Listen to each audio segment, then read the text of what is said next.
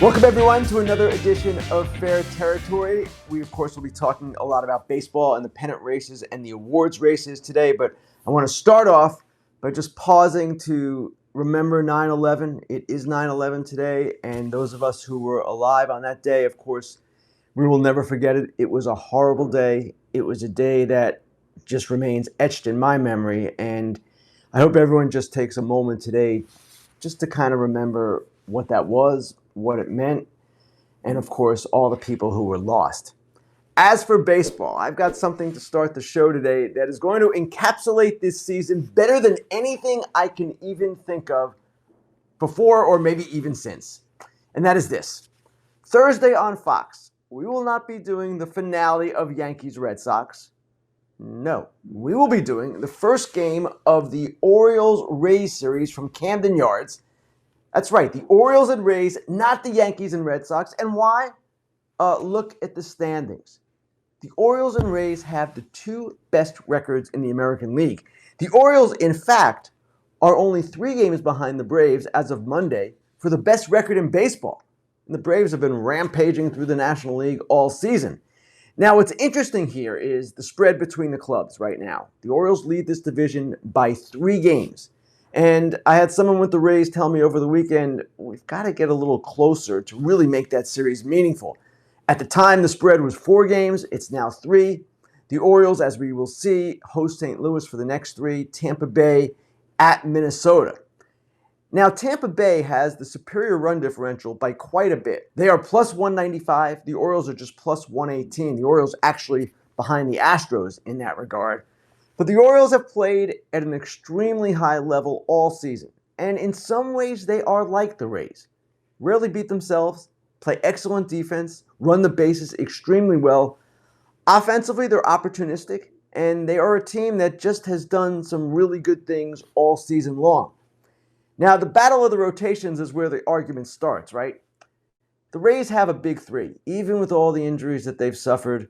McClanahan and Rasmussen, everyone on down, they still have Glasnow and Eflin and Savali. But the Orioles' rotation, which to me still is the biggest question of this club, maybe the bullpen too, in some respects now with Bautista out. But the Orioles' rotation has a front 3 as well. It's Bradish, it's Rodriguez, it's Kramer. Each has made 10 starts since the All-Star break. Each has a sub-3 ERA. And John Means, who was the former ace of this team, the ace when they weren't so good, he's coming back Tuesday night from Tommy John surgery, and he had another issue that set him back in May. Be pitching for the first time since April 2022, and who knows what he could give them down the stretch. Now, the bullpen without Bautista, I mentioned it. It's a bit of a problem. There's no doubt about that. It's not the same, not as deep, not as dominant. But Yennier Cano had a tremendous August.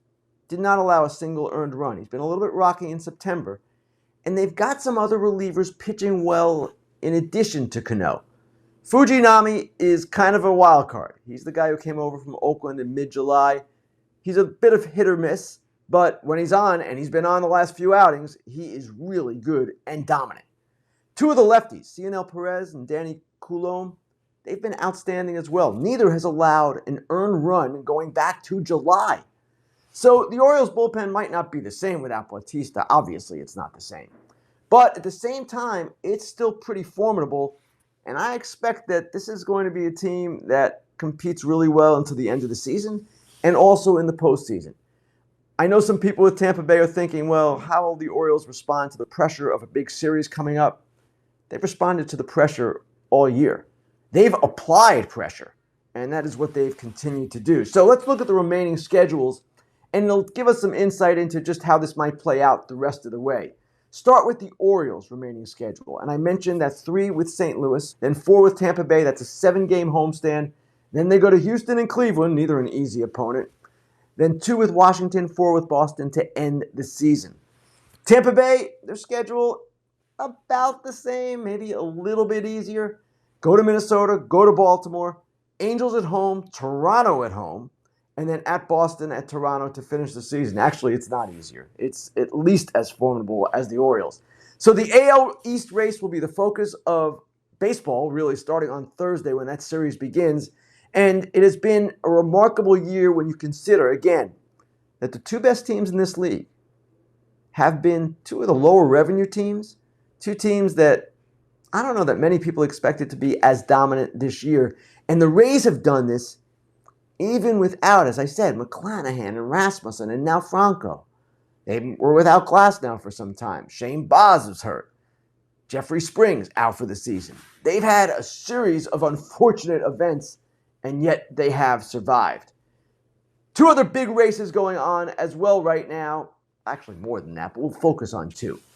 The AL wildcard and the NL wildcard. Now let's start with the American League wildcard because we have some clarity here that we've been waiting for really all season. The Astros have kind of taken a commanding lead in the American League West. They're up 2.5 games. They've won 10 of 14. 9 of their next 12 are against Oakland and Kansas City. Their odds for winning the division right now, 81.5%. So I'm going to sit here and hand them the division, just for the purposes of discussion. And let's look then at the three teams vying for the 2 wildcard spots that remain, because Tampa Bay or Baltimore is going to get one of them. You see Tampa Bay right now, playoff odds of 100%. Toronto at 79.2%, Seattle 68.7%, Texas 51.7%. Now, Toronto and Texas begin a critical 4-game series in Toronto on Monday night. Texas, let's face it, they're reeling. They've lost 16 of 22. We talked about this last week. They're without Josh Young, who might be coming back shortly, without Adolis Garcia, who we don't know is coming back, and Jonah Heim, since returning from his injury, he has not been the same. So that's 3 pretty important hitters, 3 very important hitters that they don't have either at all or at full strength. It's been a problem for them. Toronto is on a bit of a roll here. They've had a weaker schedule of late, won 6 of 7, 9 of 14. Bichette is back. Chapman is hopefully coming back soon from his finger injury. This is a team, I equate them a little bit to Seattle because if they get in, they're a problem. They've got starting pitching. Gausman, Barrios, Bassett, Kikuchi, they've been very good. So the Jays, we've kind of been waiting for them all season to take off. Maybe now this is their time. Seattle, I just saw them over the weekend. They won that first game in Tampa Bay, a 1-0 game, great performance. Then they lost the next 3. Finished a 3-7 trip to the New York Mets, the Cincinnati Reds, and Tampa Bay, and they've fallen back a little bit. And one of the issues they're having is they've got some young pitching that they're having to kind of pace along here a little bit. They had a bullpen game Saturday because they didn't want to push Brian Wu. They moved him back to Tuesday. But Seattle, again, if they get in, they are a tough team. They're a tough opponent. Castillo and Gilbert and Kirby, so 3 formidable starting pitchers. They've got a decent bullpen as well. It's not as strong without Paul Sewald. They've had some hiccups, but I like the Mariners, but they've got to get there. Now, over in the National League, that wild card race is a free-for-all. And let's look at it from the top here. All right, I'm going to say that Philadelphia and Chicago are in. You can see Philadelphia is at 96.2%. The Cubbies are at 85.7%. It's the other 4 teams that are really interesting here. Arizona Diamondbacks won 3 of 4 at Wrigley Field in front of packed houses all weekend. That was an impressive series win by them, and it puts them in, I don't know if I'd say a commanding position, but they're in a good position. And after they play 4 on the road in New York City against the Mets, they come home for 5 against 2 of the other wildcard contenders, the Cubs and the Giants. The reason I like them and have liked them all along here are their top 2 starters. Zach Gallen and Merrill Kelly both will get Cy Young consideration. Those 2 guys, to me, give them an edge over the other teams in this race. Not over the Cubs, who of course have Justin Steele and a really good thing going, but I'm talking about the teams behind them. Now, the Marlins are in a really interesting spot. They have survived a lot. Lately, they've survived the losses of Sandy Alcantara and Jorge Soler, and they keep going. They are right there in the thick of this thing. Their schedule is not easy. They've got 7 left with Milwaukee, 3 left with Atlanta, as well as 6 with the Mets, and then they end with the Pirates. They're right there, though, and they have shown a lot of resourcefulness and spunk and just an overall quality that we did not expect from them. Their bullpen's been outstanding. So the Marlins are right there. The Reds, their odds were the lowest, as you might have seen there. They've got a problem with their pitching. And it's young, it's not as experienced. They've had the COVID issues. But they did get Jonathan India and Joey Votto back to their lineup over the weekend. And they have a schedule that is reasonable the rest of the way. Their toughest opponent is the Minnesota Twins. And finally, the Giants. Here's a team that offensively, since the All-Star break, has not been good. Over the weekend against their annual punching bags, the Rockies, they revived a little bit. But there's been a lot of noise in San Francisco about the futures of Farhan Zaidi as their president of baseball operations, the manager, Gabe Kapler. This team is not exactly endeared itself to its fans, and they're going to have to hit their way and find a way to get there. They've done this with two starting pitchers, Logan Webb and Alex Cobb. They've been bullpenning like crazy. They haven't been hitting much, but maybe now this series against Colorado will revive them. They've got 3 at home against Cleveland, and then a 10-game road trip to Colorado, Arizona, and the Los Angeles Dodgers. So this NL wildcard race, as I said, a free-for-all. It's going to be exciting right to the end. At this point, I still like the Diamondbacks.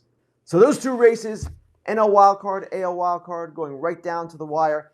And we've got some other races going down to the wire as well. We haven't talked much about the NL and AL Cy Young.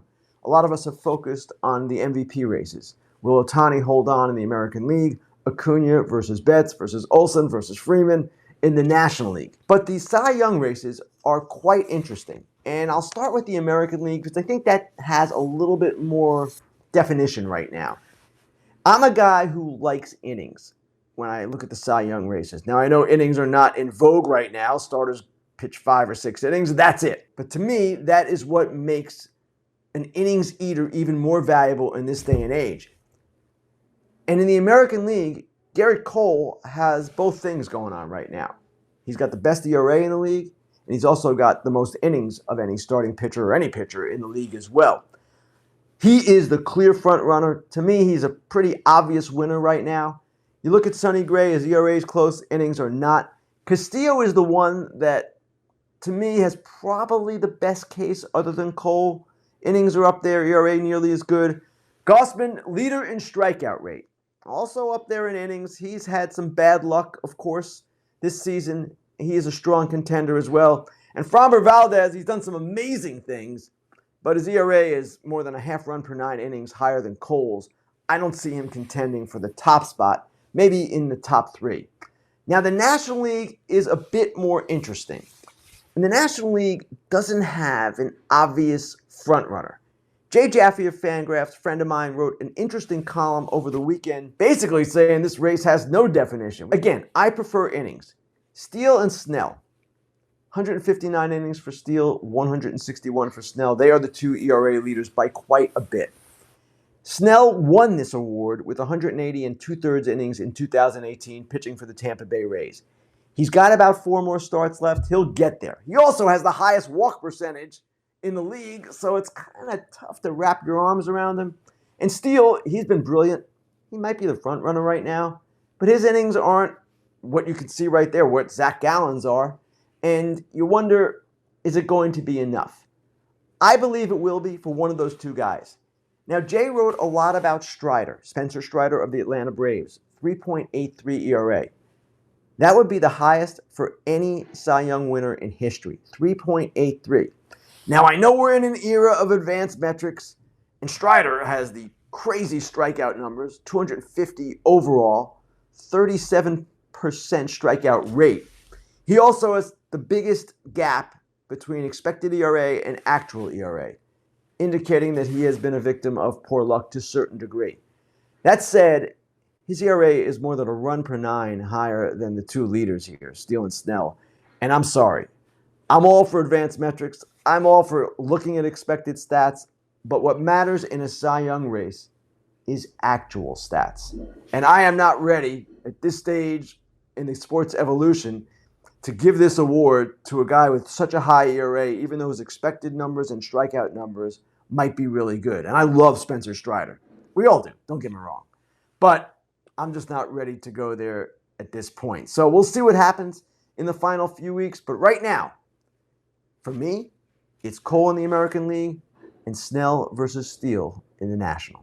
Time now for the Inside Dish. This is the part of the show in which I go inside a story I've worked on or written of late, or a story developing in the game that I want to take a deeper look at. This week, I'd like to talk about a story I just wrote in conjunction with Will Salmon of The Athletic. The story was entitled, Beyond the Slap, Whatever You Think You Know About Tommy Pham, You Don't.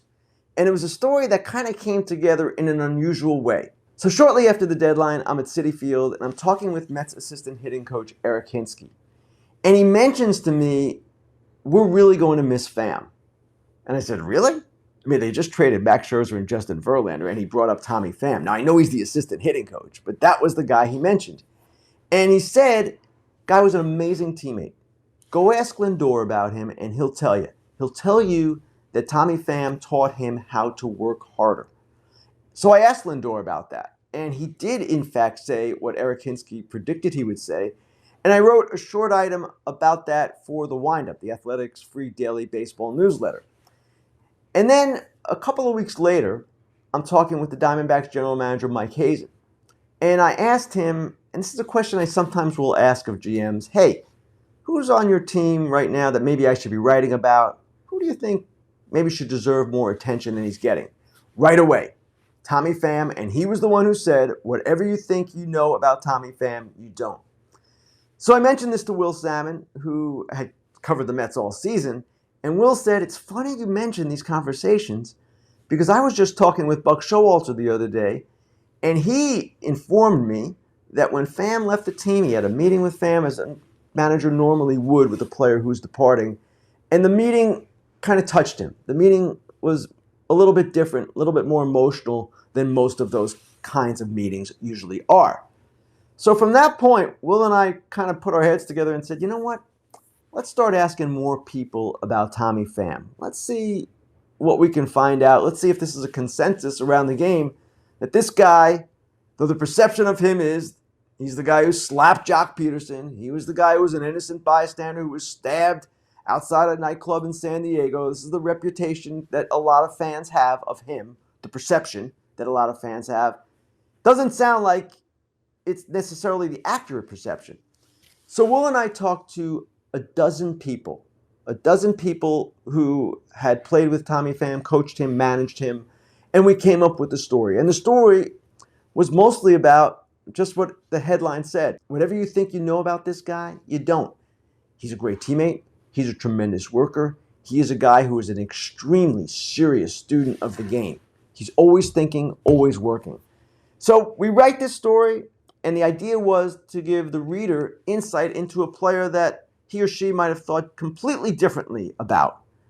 And what I like about it is I didn't know a lot of this, so we're sharing things, Will and I, that we didn't know, and we were confident that many people, many fans didn't know that either.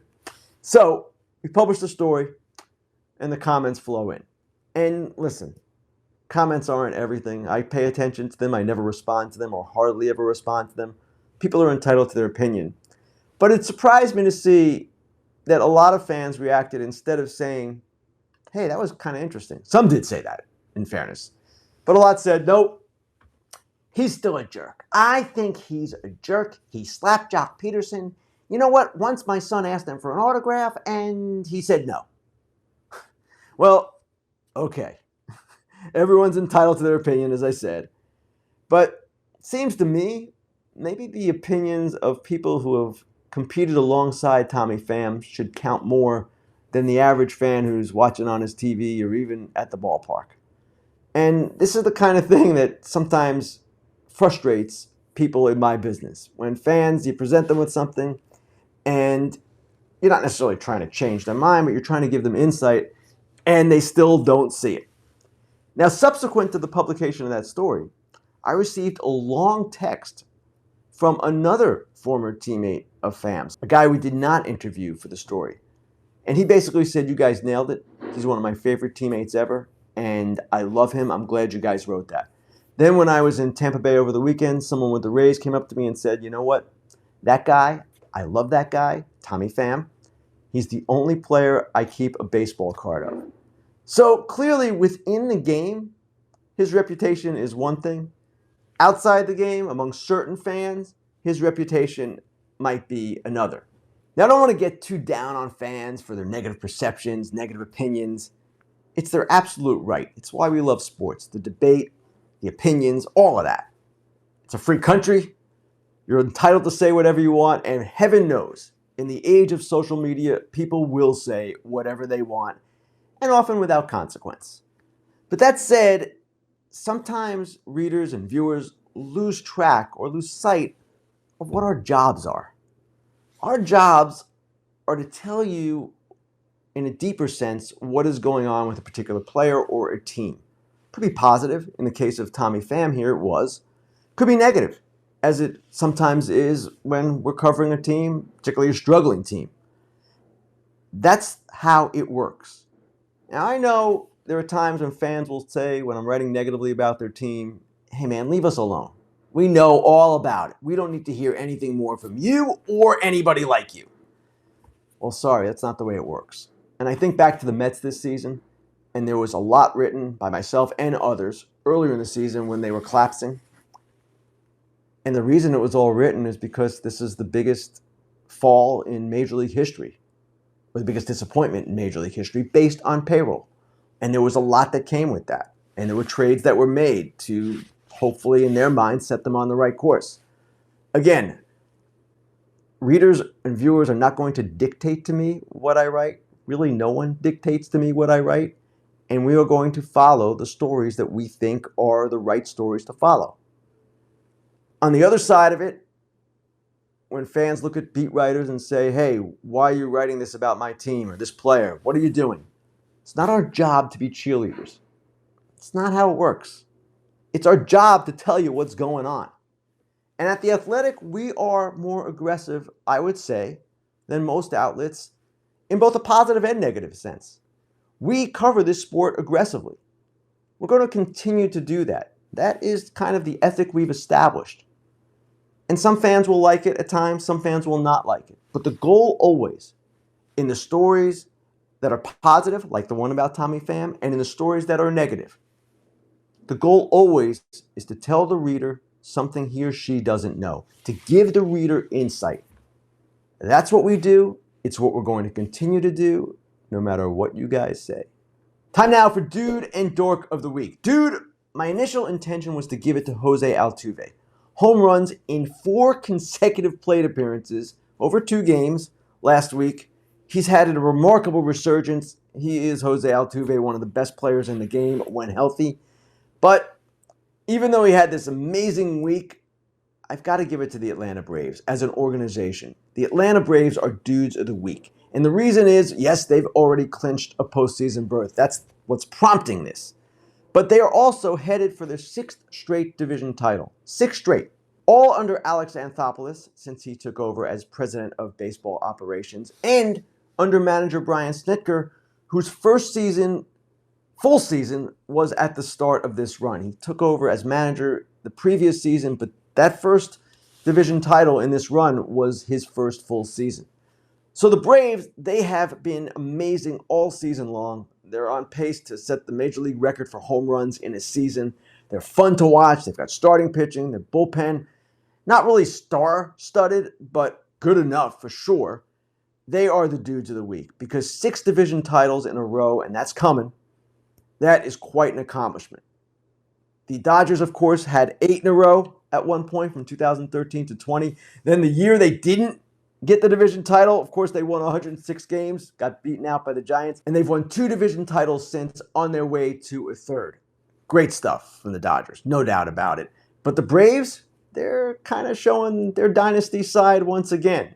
They're not up to 14 straight like the Glavine, Maddox, Smoltz, Chipper Jones teams, but 6 straight in this day and age, that would be quite an accomplishment. Dork of the Week, well, I wrote about this particular organization on Friday and their antics of late. I'm talking about the Washington Nationals, and I'm not going to give their entire organization Dork of the Week. That wouldn't be fair. The players, managers, coaches, actually, they've had a pretty good second half.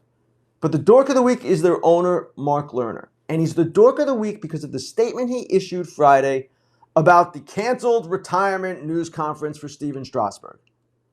You know what had happened here? The Nationals had planned to kind of formally bid farewell to Strasburg, and then they backed out of it. Now, Britt Garoli of The Athletic reported they backed out of it because they thought maybe they could pay him less money when he signed through 2026, but no, his contract is guaranteed. Stephen Strasburg has not pitched in quite some time. He's got nerve damage in his arm. He's not going to pitch again.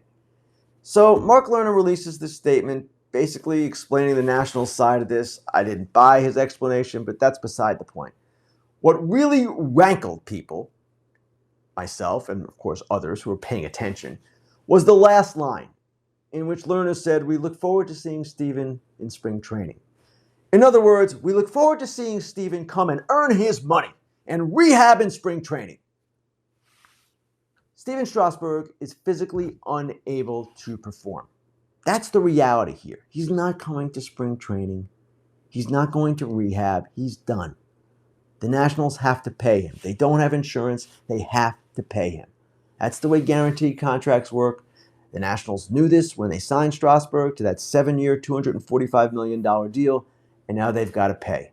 So that last line of pettiness, that gets Mark Lerner Dork of the Week. And for the rest of their saga, you can go back and read my column from Friday because there is more going on with the Nationals. Not renewing scouts, letting people go, all the wonderful things that this organization is involved with right now.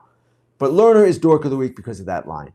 That line alone, that was petty, not right.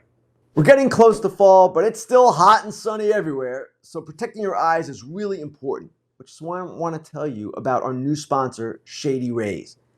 Shady Rays, they're an independent sunglasses company that has a world-class product just as good as the most expensive sunglasses that are out there. They have durable frames and extremely clear optics for outdoor adventures, but what really separates them is the best protection plan in the industry. If you lose or break your pair, even on day one, they will send you a brand new pair with no questions asked. That's a pretty good deal right there. And if you don't love your Shady Rays, you can exchange them for a new pair or return them within 30 days. So you can buy and wear your Shady Rays with the confidence that they have your back. From building playsets for pediatric cancer patients to providing young adults with MS the outdoor adventure of a lifetime, Shady Rays is helping communities all over the place.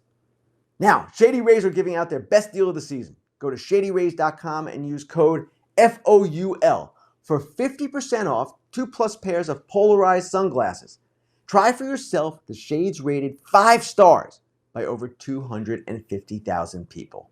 All right, time now for Grillin Ken. Let's get right to your questions. And the first one is a doozy from Stephen Caswell. And Stephen asks, who next season has a better chance of competing, the Red Sox or the Yankees? Now, I wish I could put on my crystal ball here, or look into my crystal ball, I should say, and give you an exact answer. I would say, off the top of my head, the Red Sox perhaps stand a better chance of competing. And I'm going to qualify everything here because we don't know what's going to happen in the offseason with these teams, right? But the Red Sox have a core that has emerged this season, a younger core. And we're seeing actually some other players, youngsters, come up in September and do some good things for them as well. Now, the Yankees are doing the same kind of thing, and we've seen that. Unfortunately, the injury to Jason Dominguez kind of changes that perspective a little bit. But I sort of like where the Red Sox are. Offensively, they're fine. Defensively, they've got a lot to clean up. Run prevention is not good. And watching them can be painful, running the bases as well. But I like what they're building. They need to supplement, obviously. They need to fix the rotation and at least decide on which pitchers are going to be part of that, which ones they believe will be healthy. The Yankees, yeah, they have the same kind of outlook, perhaps, with their younger players, but I'm still not happy with the older collection. Stanton, LeMahieu, Rizzo less so from a critical standpoint, but they're still kind of a plodding team. And I know you can say the same about the Red Sox, but the Yankees have a lot of work to do, man. And they've got some things to figure out overall with their organization. So I'll lean toward the Red Sox a little bit, but it really all depends for both teams on the offseason and what they decide to do. Next question comes from Michael, Mike_Jays fan, who says, what's the feedback been like from MLB players and execs on the more balanced schedule? Michael, I like the question, and what's interesting is I haven't heard much about this in terms of feedback, in terms of negative or positive reinforcement about the new schedule. That would suggest to me that it's fine, that the players, the coaches, the managers, the executives are not unhappy with it. When those people are unhappy with a rule change or something different in the game, they invariably let people like myself know. So the balanced schedule, or the more balanced schedule, we should say, I would think it has been a success in the eyes of most. It's changed travel a little bit for certain teams, but it's going to balance out the way MLB has it planned. And the idea of each fan base getting to see each team every other year at minimum, that's a healthy thing for the sport. It's a good thing when a fan in Pittsburgh knows he will see a player like Shohei Ohtani come back. Now, Ohtani, of course, might not be with the Angels next season, but that fan in Pittsburgh is going to see Ohtani once every other year. That's pretty good. I want to thank everyone for their questions. I want to thank everyone for listening, for watching. You know where to find us by now. YouTube, Apple, Spotify. Subscribe, like, whatever you want to do. We'll be back next Monday. Have a great week, everyone. Download the BetMGM Sports app on iOS or Android, or visit BetMGM.com. Use the bonus code FOUL. Sign up and deposit at least $10 into your BetMGM Sportsbook account and you place your first wager and receive up to $1,500 back in bonus bets if that bet loses. If it loses, your bonus bets will be available once your wager is settled. Gambling problem or concern, call 1-800-GAMBLER.